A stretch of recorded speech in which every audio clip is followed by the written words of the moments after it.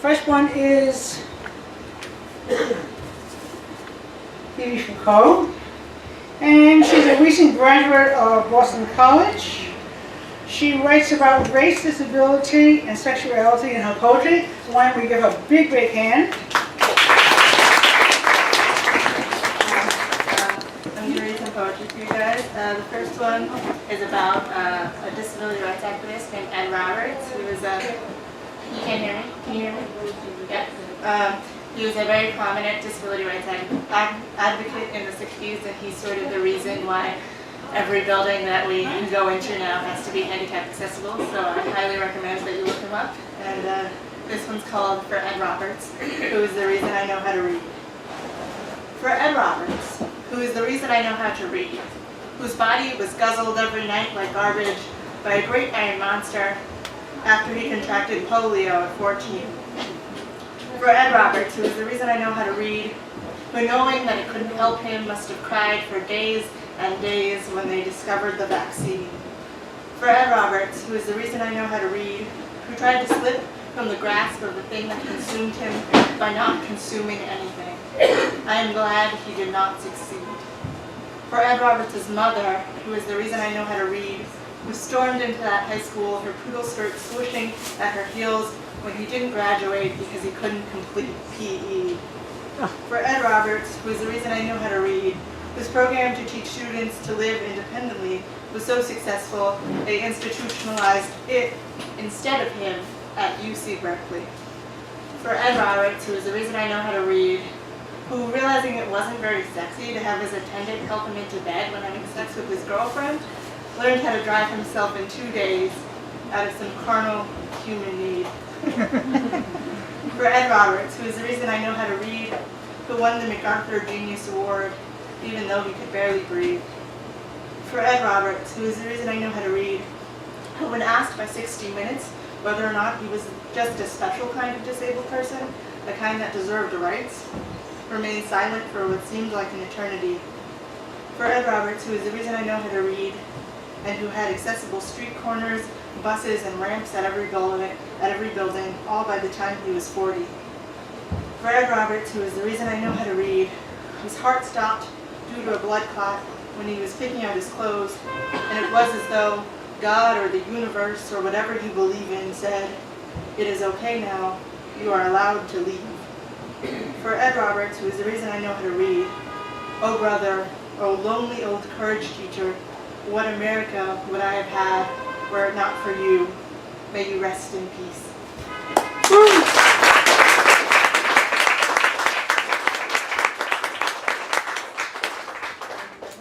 And this next one is about sort of that pesky little metaphorical closet that I'm sure some of us had to deal with in this room. So this is called The Closet. Not believe me. Heteronormativity. Noun, the property or quality of being heteronormative, the privileging of biologically determined gender roles and heterosexuality. This is just an old-fashioned tale of heteronormativity. His strong arms are just plastic, and that sparkle in his eye is just white paint, but he sure is gallant. This closet was constructed around me. I never went willingly. I am 5 years old, watching TV. Boy falls in love with girl, girl falls in love with boy. Is this what is expected of me? It is all so violently nonchalant. This is just an old-fashioned tale of heteronormativity. I am 16, it is 4 a.m., and there is a siren blowing through my head, saying, "Dear God, please let me only be attracted to men. I do not want to wake my sister in her bed, so I cry silently. And knowing my pain, the little voice in my head cackles, no, a nasty taunt. This closet was constructed around me. I never went willingly. Some girls' closets are made of glass, and when they bust out of it, their families laugh knowingly and say, we always knew you were never a debutante. Something told them not to buy into the myth of heteronormativity. Others have closets made of wood with rusty nails that puncture the skin. They are not so lucky, so they burn their closets down with themselves inside, and the people who put them there say, I wish we could have saved them in time. Oh, what a hollow lament. Their closet was constructed around them. They never went willingly.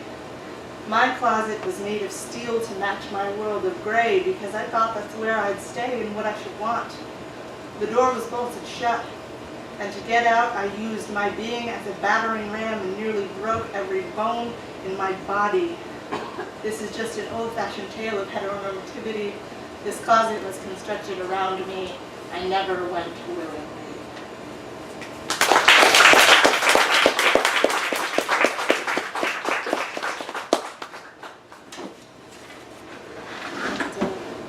This next one is kind of about getting past that. This is and being proud of who you are.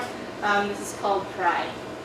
I didn't expect the soot and garbage tattooed streets to be leafed in gold, as though the leaves had gotten the date wrong and fallen in midsummer just for us. And then I realized that those were just free condoms.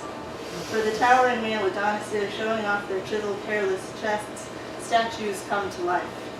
I didn't expect the streets to be so stuffed, so full that you could not move, schools and schools of rainbow fish, and then I realized it had to be like this.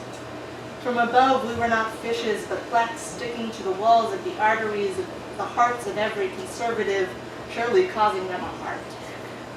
I didn't expect the queens to stomp in their jagged heels 6 inches high, coming down in groups of 10, like a battalion whose colors were glitter and rainbow, but then I realized it had to be like this, because they had always been an army of one.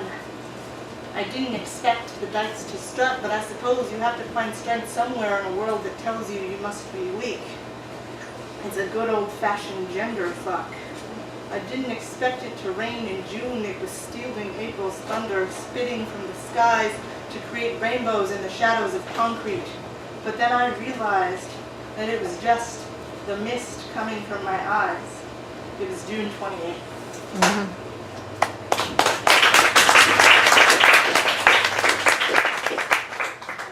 This is called mixtapes.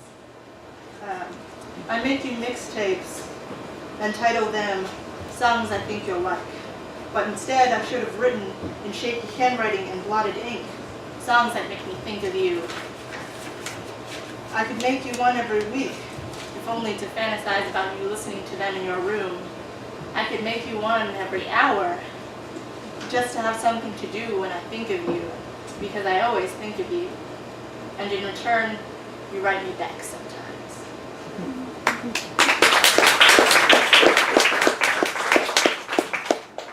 This next one is a bit of a parody about those sort of internet listicles that say like what your favorite color says about you. If your favorite color is blue, you're a serene person. So this is a poem titled What Your Name Says About You. If your name is Andre, Jamal, Malik, or any variation of these, you will have been taught that black is beautiful and that we are powerful. You will have seen pictures of Martin Luther King Jr. hung above your grandmother's fireplace right next to the cross, like the savior, the president, the martyr that never came to be. This place will be warm, a careful stoking of tiny embers. You will learn that the outside world is cold and that they will say that there are no more blankets, or they will give you ones infected with disease, or claim that you should have bought your own blankets, not remembering that the buying of blankets costs money and they never paid you for your labor.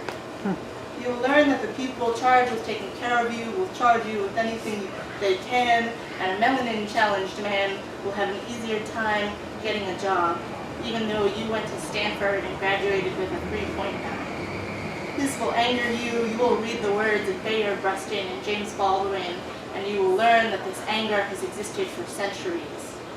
You will learn how to rhyme, and you might even learn how to rap, and for this they will call you a good rap. But you won't mind, because their rap sheet is much longer than yours. You will not be afraid that your words are not welcomed, because you were never welcomed anyway. You will find that the fire in your belly is no longer embers, and you will realize that it had no place in your grandmother's fireplace, but better used on a world that almost tried to burn you down.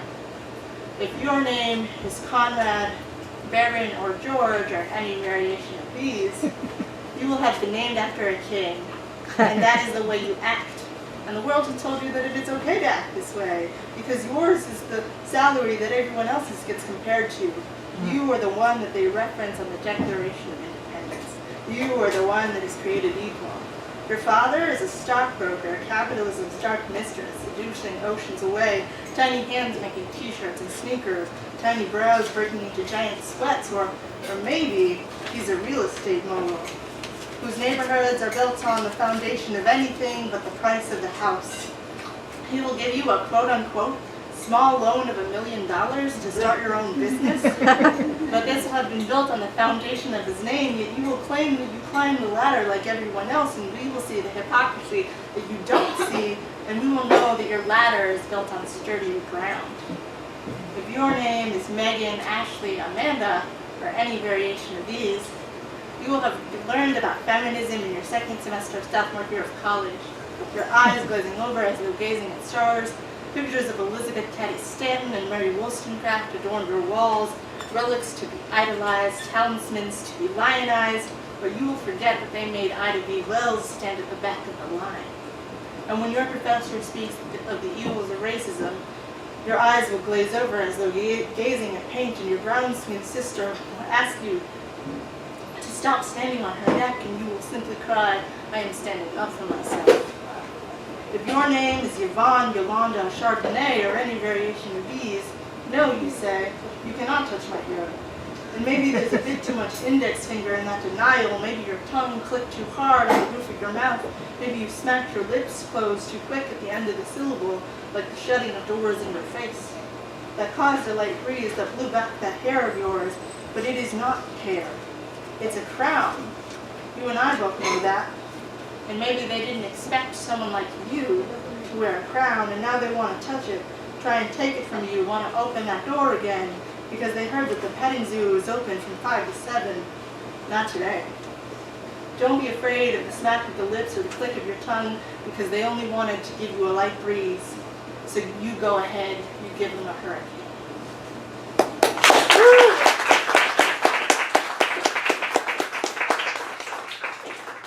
This one is called Hair as Resistance.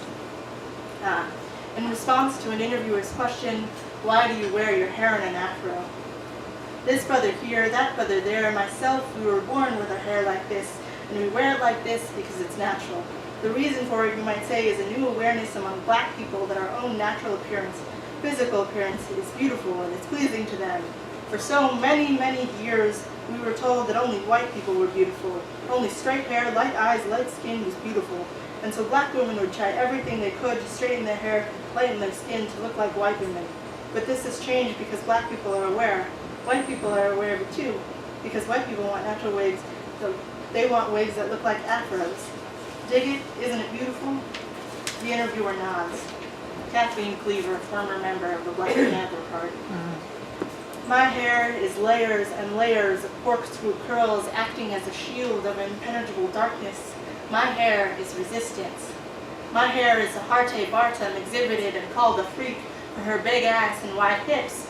Fast forward 20 years and the petticoats of upper class white women seem to get bigger and bigger as they try and look like a cotton-top Venus. My hair is resistance. My hair isn't worried about those Yale-educated men under white sheets who have a fetish for burning crosses. My hair is more worried about the white moderate who always claim that they are not racist, but always seem to conveniently forget what time the protest is. My hair is resistance. My hair doesn't need any more relaxes repulsed by hydrochloric acid, fuck our beauty standards, because my hair is resistance.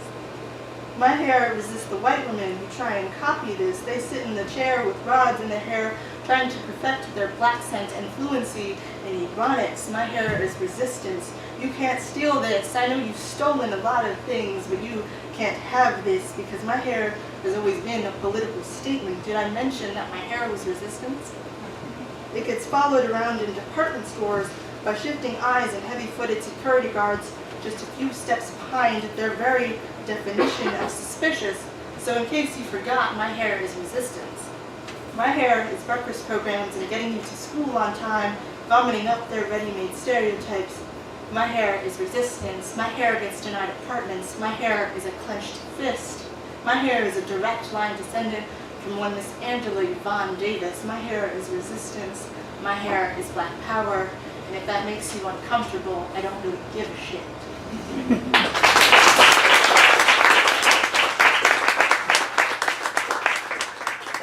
This is the second class poem. This is called Electric Purple. My palate used to prefer your lethal poisons. The electric purple, it used to turn my tongue so fun like a temporary tattoo. Oblivious to the harm it was administered in such small doses. You welded away at me, bits of my blood falling like sawdust I didn't even notice, happy for the employment. How was I to think any less of you? My palate used to prefer your lethal poisons. Like a power shortage, sudden and swift, I shut off my emotions, like someone searching for light in the middle of the night, grasping at walls. I claimed my favorite color was electric purple, but it was really blue. Oblivious to the harm it was administered in such small doses. You bolted the door and chained me to the radiator, fumes infesting my lungs with heat, licking holes into my skin, and when I complained of a cough and a rash, you said it wasn't cold and it'd be gone in a week or two. My palate is starting to lose its taste for your lethal poisons. Maybe my mind was a minefield called avoidance, and it all came back like a flame to a dark room.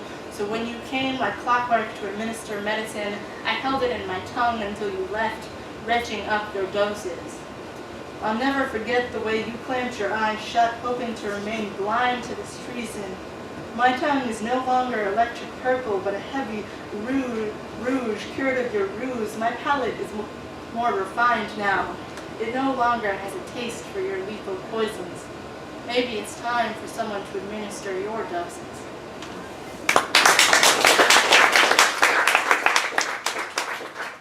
And this last poem is called My Body is a History Book.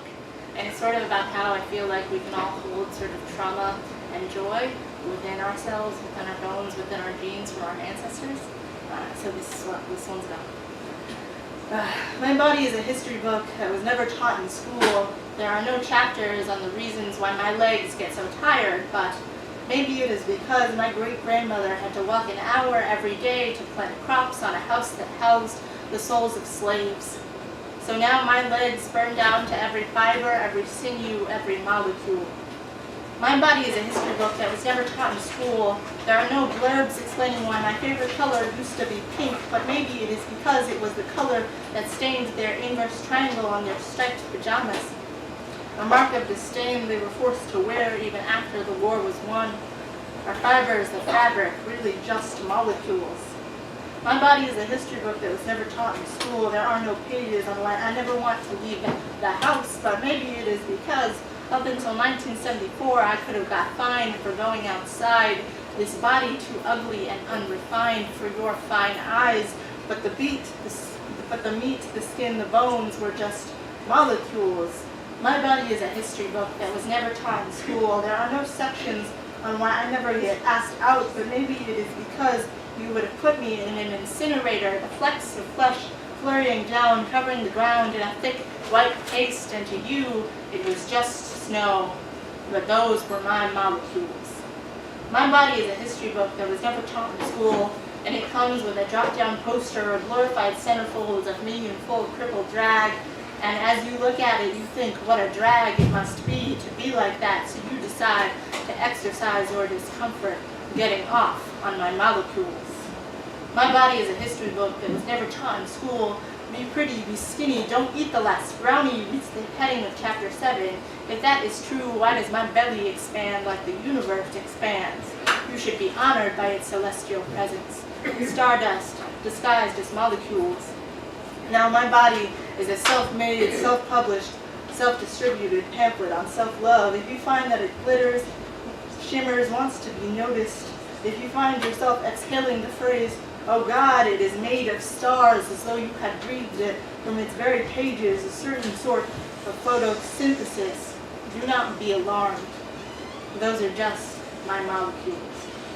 Thank you.